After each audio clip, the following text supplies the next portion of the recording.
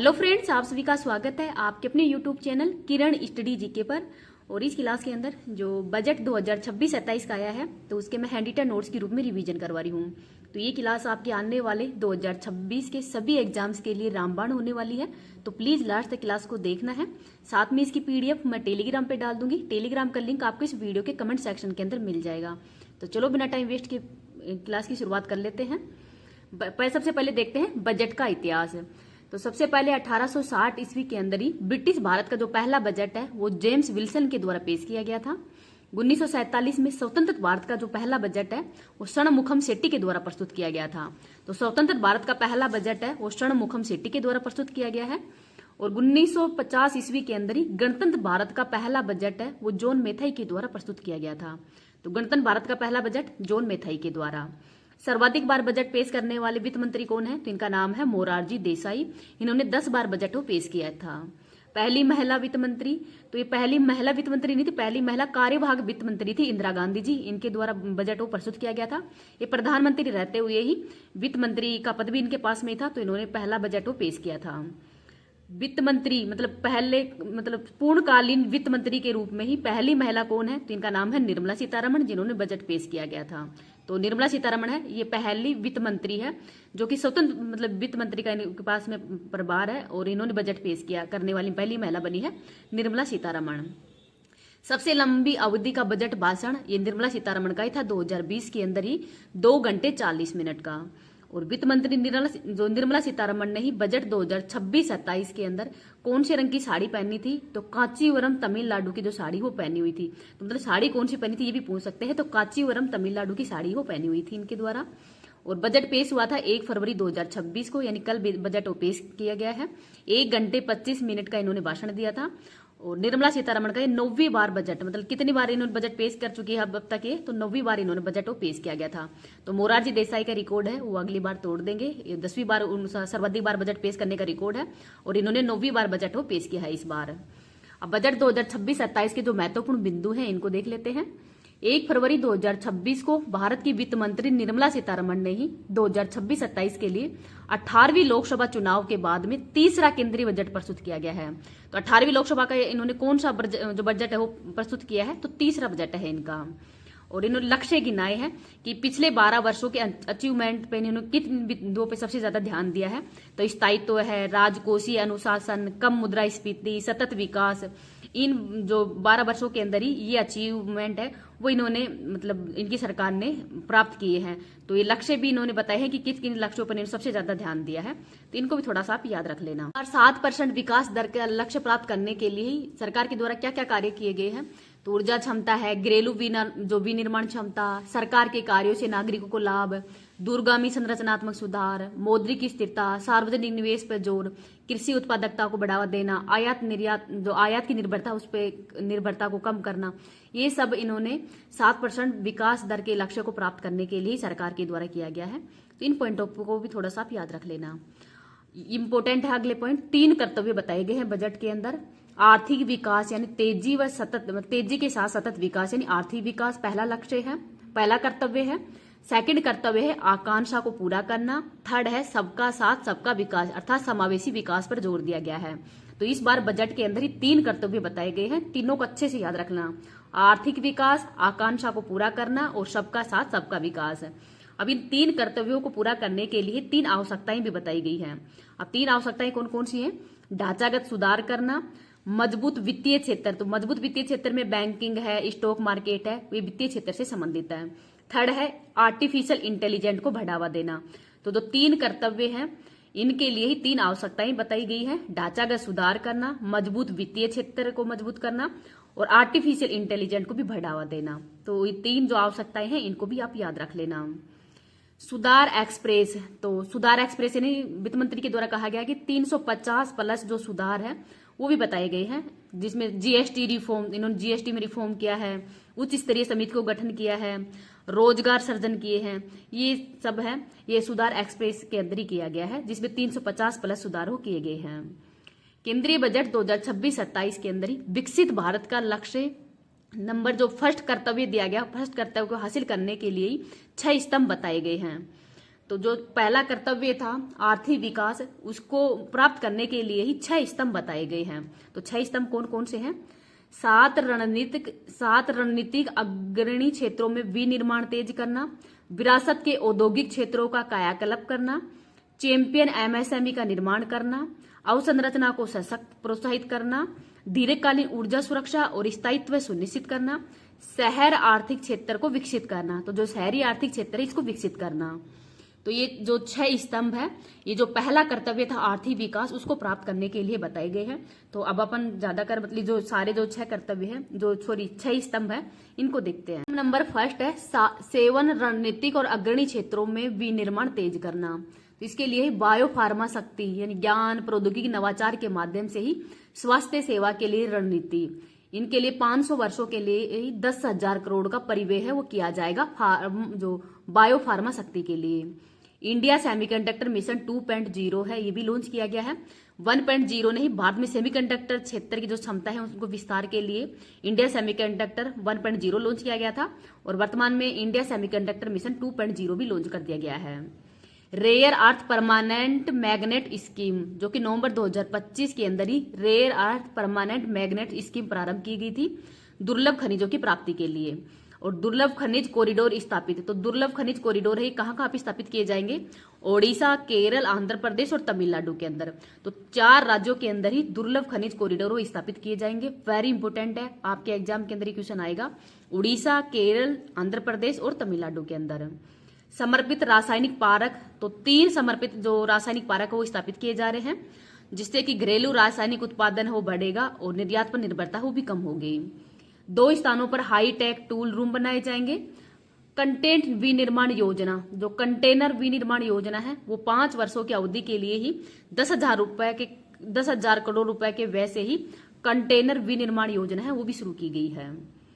आगे देखते हैं वस्त्र उद्योग के लिए एकीकृत कार्यक्रम। तो वस्त्र उद्योग के लिए एकीकृत कार्यक्रम में कौन कौन से पॉइंट शामिल किए गए हैं? राष्ट्रीय फाइबर योजना शुरू की गई है, जो कि रेशम, ऊन, जूट जैसे प्राकृतिक फाइबर व मानव निर्मित फाइबर पर नए युग के फाइबरों की आत्मनिर्भरता के लिए ही राष्ट्रीय फाइबर योजना वो शुरू की गई है। वस्त्र विस्तार व रोजगार योजना, राष्ट्रीय हथकरघा एवं हस्तशिल्प कार्यक्रम, टैक्स इको पहल और समर्थ 2.0, जो कि वस्त्र कौशल परिवेश का आधुनिकीकरण करने के लिए ही समर्थ 2.0 योजना किसके लिए शुरू की गई है? ऐसे भी पूछ सकते हैं कि वस्त्र उद्योग के लिए ही शुरू की गई है। और महात्मा गांधी ग्राम स्वरोजगार योजना, तो महात्मा गांधी ग्राम स्वरोजगार योजना है, ये खादी, हथकरघा, हस्तशिल्प को सुदृढ़ बनाने तथा वैश्विक बाजार से संबंधित बोर्ड जो ब्रांडिंग सहायता तथा प्रशिक्षण, कौशल प्रक्रिया, उत्पादन की गुणवत्ता को सुसंगत बनाए रखने के लिए ही महात्मा गांधी ग्राम स्वरोजगार योजना की शुरुआत की गई है, जो कि वस्त्र उद्योग के लिए ही शुरू की गई है। तो वस्त्र उद्योग से संबंधित है, तो ये योजना है वेरी इंपोर्टेंट है, इसको थोड़ा सा आप याद रख लें। सेकंड स्तंभ है विरासत के औद्योगिक क्षेत्रों का कायाकल्प करना। तो 200 विरासत औद्योगिक जो क्लस्टर है इनको पुनर्जीवित किया जाएगा। थर्ड है चैंपियन एमएसएमई का विनिर्माण करना। इक्विटी, इसके लिए भी 3 जो पॉइंट बताए गए हैं, इक्विटी सहायता, नकदी सहायता और पेशेवर सहायता। तो इक्विटी सहायता के लिए ही एसएमई विकास निधि योजना की शुरुआत की गई है, और इसके लिए व्यय कितना किया जाएगा? 100 करोड़ रुपए का, तो 10 करोड़ रुपए का व्यय किया जाएगा। तो एसएमई विकास निधि योजना के लिए ही 10 करोड़ रुपए का व्यय हो किया जाएगा। फोर्थ स्तंभ है अवसंरचना को सशक्त प्रोत्साहित प्रदान करना। तो अवसंरचना जोखिम गारंटी निधि, तो अवसंरचना जोखिम गारंटी निधि है, वो अवसंरचना विकास के लिए ही शुरू की गई है, और कार्गो के पर्यावरण अनुकूल आवागमन को बढ़ावा देने के लिए निम्नलिखित प्रस्ताव भी रखे गए हैं। इनको देखते हैं। समर्पित मालवाहक कॉरिडोर, जो समर्पित मालवाहक कॉरिडोर है ये पश्चिम बंगाल के ही डानकुनी से सूरत गुजरात के मध्य ही शुरू किया गया है, यानी ईस्ट से वेस्ट के मध्य शुरू किया गया है, पश्चिम बंगाल के डानकुनी से सूरत गुजरात तक समर्पित मालवाहक कॉरिडोर। तलचर आंगुल उड़ीसा के अंदर ही खनिज क्षेत्रों को समर्थ किया जाएगा। कलिंग नगर के अंदर जो औद्योगिक केंद्रों को पारादीप, दमन पत्तनों से जोड़ने का कार्य किया जा रहा है, और उड़ीसा के अंदर ही जो राष्ट्रीय जलमार्ग नंबर 5 है वो शुरू किया जाएगा, और अगले 5 वर्षों के अंदर ही 20 नए राष्ट्रीय जलमार्ग है वो भी बनाए जाएंगे। तो अगले 5 वर्षों के अंदर कितने नए राष्ट्रीय जलमार्ग बनाए जाएंगे? तो 20 नए जो जलमार्ग है वो बनाए जाएंगे, और कलिंग नगर औद्योगिक केंद्रों को पारादीप, दमन पत्तनों से जोड़ने का कार्य किया जाएगा।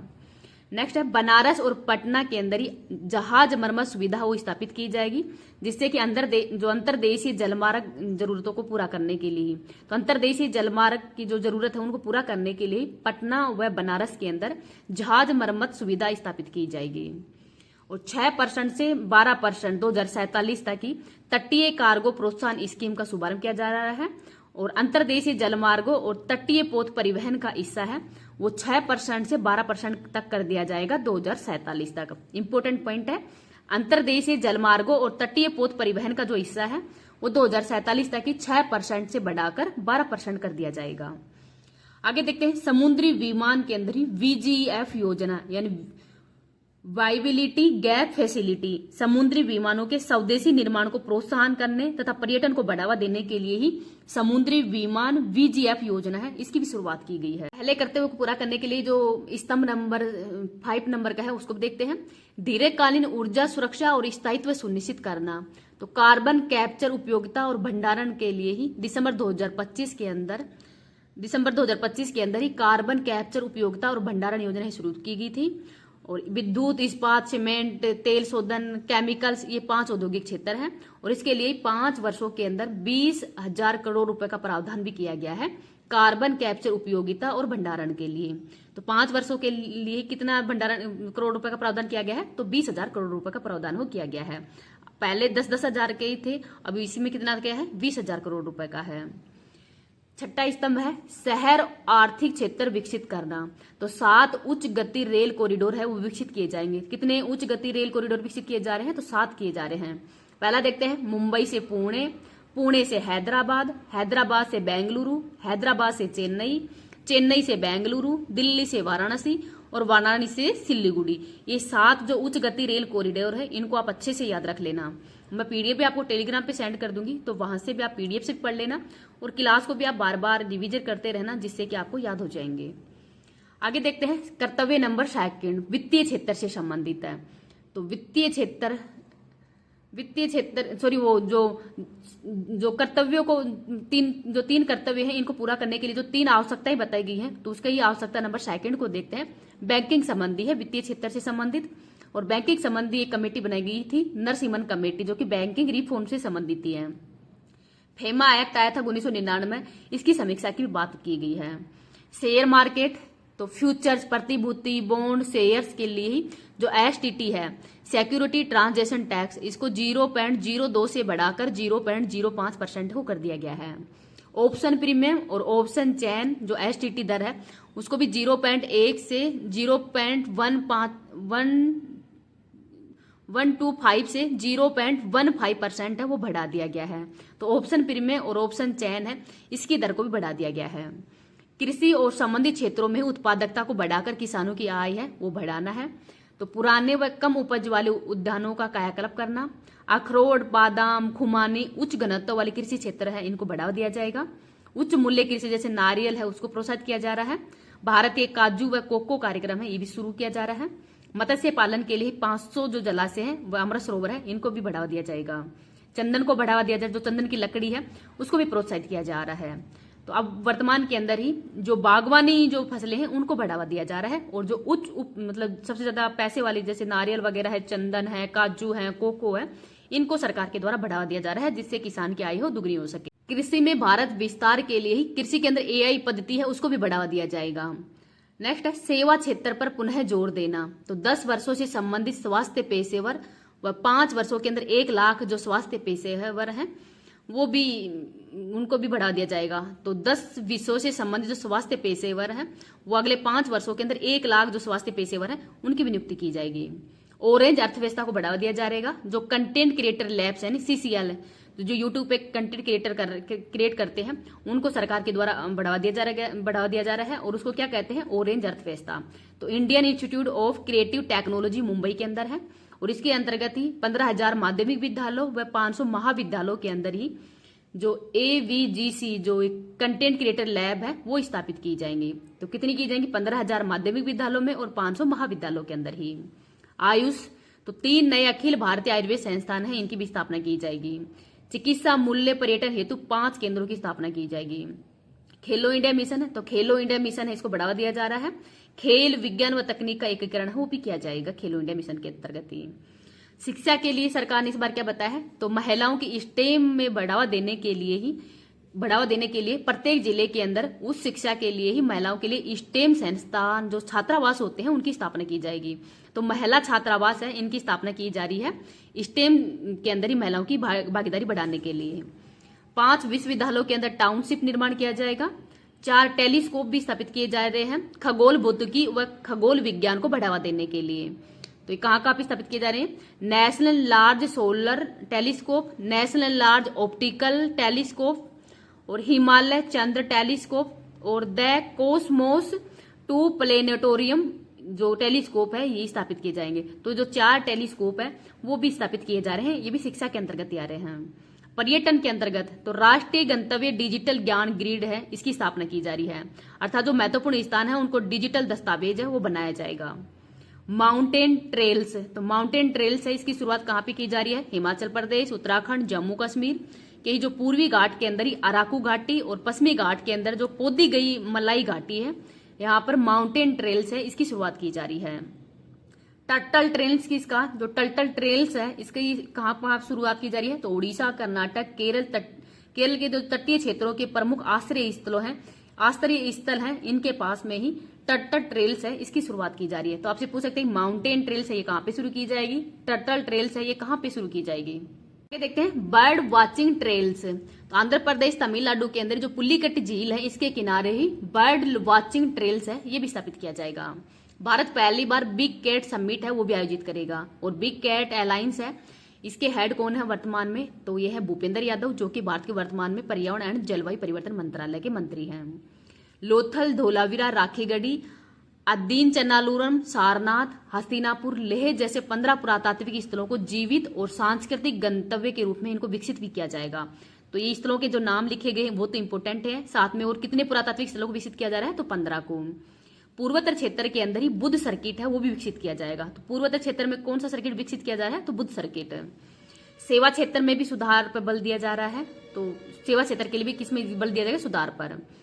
अब तीसरा कर्तव्य है सबका साथ सबका विकास, तो किसानों सबका साथ सबका विकास के अंदर ही किसानों की आय है वो किसानों की आय में वृद्धि करना, दिव्यांगजनों का सशक्तिकरण करना, कमजोर समूह का सशक्तिकरण करना और पूर्वोत्तर राज्यों तथा पूर्वोत्तर क्षेत्र पर ध्यान केंद्रित करना। ये 4 पॉइंट बताए गए हैं सबका साथ सबका विकास जो कर्तव्य नंबर 3 है उसके अंतर्गत ही बताए गए हैं। अब जो पहला पॉइंट है उनको देखते हैं, किसानों की आय में वृद्धि किस प्रकार से की जा सकती है, तो मत्स्य पालन में 500 जलाशय स्थापित किए जाएंगे। काजू और कोको के लिए 2023 तक प्रीमियम ग्लोबल बॉन्ड प्लान है वो भी स्थापित किया जा रहा है। नारियल संवर्धन योजना की शुरुआत की जा रही है। भारत विस्तार, तो भारत विस्तार के अंतर्गत ही बहुभाषीय AI टूल है वो बनाया जाएगा जिससे कि कृषि उत्पादकता के अंदर वृद्धि होगी और किसान है वो इससे सलाह भी ले सकते हैं अपनी भाषा के अंदर ही। चंदन की लकड़ी है उस पर बल दिया जाएगा। अगला पॉइंट था दिव्यांगजनों के सशक्तिकरण के लिए ही दिव्यांगजन कौशल योजना, यानी दिव्यांगजनों के कौशल को बढ़ावा देने के लिए ही दिव्यांगजन कौशल योजना की शुरुआत की गई है। दिव्यांग सहारा योजना की शुरुआत की गई है। तो artificial limbs manufacturing corporation of India को सहायक उपकरण उत्पादन को बढ़ावा देने के लिए ही दिव्यांग सहारा योजना, दिव्यांगजनों को सहारा उपलब्ध करवाने के लिए दिव्यांग सहारा योजना की शुरुआत की गई है। दिव्यांगजनों के स्वास्थ्य के लिए मानसिक स्वास्थ्य और ट्रोमा केयर सेंटर है वो भी स्थापित किए जाएंगे। अगला पॉइंट है पूर्वोत्तर राज्यों और पूर्वोत्तर क्षेत्र पर विशेष ध्यान। तो दुर्गापुर के अंदर ही बेहतर संपर्क नोड के साथ ही एकीकृत पूर्वी तट औद्योगिक कॉरिडोर है वो विकसित किया जाएगा। 5 पूर्वोत्तर राज्यों के अंदर ही 5 पर्यटन स्थलों का निर्माण किया जाएगा और इसके लिए 4000 ई बस है वो भी चलाई जाएंगी। बौद्ध स्थल, तो अरुणाचल प्रदेश, सिक्किम, असम, मणिपुर, मिजोरम और त्रिपुरा के अंदर ही बौद्ध सर्किट बनाया जाएगा। तो बौद्ध सर्किट बनाने के लिए कौन कौन से राज्य हैं, अरुणाचल प्रदेश है, सिक्किम, असम, मणिपुर, मिजोरम और त्रिपुरा के अंदर है।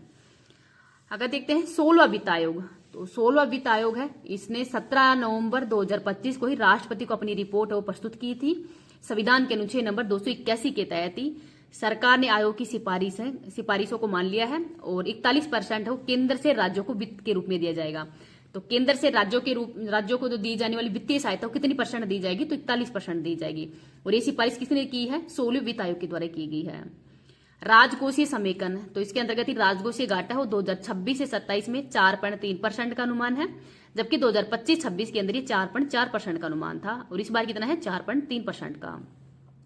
बजट का व्यय इस बार 53.5 लाख करोड़ रुपए है। नया आयकर अधिनियम आया है जो कि जुलाई 2024 के अंदर आया था।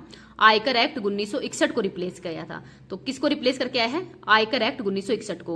और ये प्रभावी कब होगा? 1 अप्रैल 2026 को। तो नया आयकर अधिनियम हो कब प्रभावी हो रहा है? तो 1 अप्रैल 2026 से प्रभावी हो रहा है। अन्य सरकार ने बताया है कि जीवन जीने की सुगमता, जीवन जीने को और ज्यादा सुगम बनाने के लिए सरकार के द्वारा क्या क्या प्रयास किए गए हैं उनको देख लेते हैं। मोटर दुर्घटना के अंदर ही दावा प्राधिकरण द्वारा ब्याज है वो जो ब्याज की दर है वो व्यक्ति के आयकर से छूट दी जा रही है। तो अगर मोटर दुर्घटना के अंदर ही जो दावा प्राधिकरण द्वारा ब्याज है उसके अंतर्गत व्यक्ति के आयकर कर में छूट दी जा रही है। विदेशी टूर प्रोग्राम पैकेजों की बिक्री पर भी टीसीएस दर है वो 5% से 2% किया जा रहा है। लिब्राहीज रेमिटेंस स्कीम के तहत शिक्षा और चिकित्सा उद्देश्यों के लिए ही टीसीएस दर है वो 5% से 2% की जा रही है। देखते हैं भारत विकास इंजन के रूप। तो भारत विकास इंजन के रूप में आईटी है, ये भारत विकास इंजन के रूप में ही स्थापित किया जाएगा और इसके लिए जो हार्बल मार्जिन है उसमें 15.5% की छूट दी जा रही है। भारत डेटा सेंटर सर्विस की मदद से किसी भी विदेशी कंपनी द्वारा सेवाएं लेने पर 2047 तक टैक्स हॉलीडे होगा। तो भारत डेटा सेंटर सर्विस की मदद से अगर कोई भी विदेशी कंपनी के द्वारा सेवाएं लेने पर 2047 तक टैक्स हॉलीडे रहेगा। विशिष्ट वस्तुएं, अल्कोहल युक्त लीकर है, स्क्रैप, खनिज विक्रेताओं के लिए भी टीसीएस दर है वो 2% कर दी गई है। तेंदु पत्तों पर भी दर वो 5% से घटाकर 2% कर दी गई है। तो तेंदु पर जो पत्ता है उस पर दर कितनी परसेंट कर दी गई वर्तमान में? तो 5% से 2% कर दी गई है। अब देखते हैं कि बजट में कौन कौन सी वस्तुएं सस्ती हुई हैं। तो इलेक्ट्रिक बैटरी है वो सस्ती हुई है, कैंसर की 17 दवाएं हैं वो सस्ती हुई है, 7 लाइफ सेविंग ड्रग्स हैं वो सस्ते हुए हैं, शुगर की दवा सस्ती हुई है और एयरक्राफ्ट के जो कलपुर्जे निर्माण है उसमें भी छूट दी गई है। महंगे क्या क्या हुए हैं? तो बीड़ी, सिगरेट, तंबाकू, पान मसाला, विदेशी परफ्यूम, ये सब महंगे हुए हैं इस बार। नेक्स्ट है 2035 तक न्यूक्लियर पावर परियोजना के लिए ही आवश्यक वस्तुओं के आयात पर बुनियादी शुल्क है, इसमें छूट की बढ़ोतरी की गई है। खनिजों की प्रोसेसिंग आवश्यक कैपिटल गुड्स आयात पर बुनियादी सीमा शुल्क है, इसमें भी छूट दी गई है। तो इनको भी आप याद रख लेना। नेक्स्ट देखते हैं कि जो बजट है उसमें रुपया है वो कहां से आता है और कहां जाता है। तो रुपया सबसे ज्यादा आता है उधार से, फिर टैक्स से आता है और फिर जीएसटी से। जबकि जाता कहां से है? राज्यों को दिया जाता है, ब्याज अदायगी में दिया जाता है, केंद्र प्रायोजित योजना में चला जाता है, रक्षा में या फिर आर्थिक सहायता के अंदर ही रुपया हो जाता है। तो सबसे ज्यादा राज्यों को सहायता में दिया जाता है, फिर ब्याज अदायगी में दिया जाता है। सॉरी। विभिन्न मदों पर व्यय, तो सबसे ज्यादा व्यय इस बार परिवहन पे किया जाएगा 5,98,000 का, रक्षा पर 5,94,000 लाख का और ग्रामीण विकास पर मतलब सबसे ज्यादा व्यय परिवहन पे किया जाएगा, फिर रक्षा पे किया जाएगा, फिर ग्रामीण विकास पे किया जा रहा है।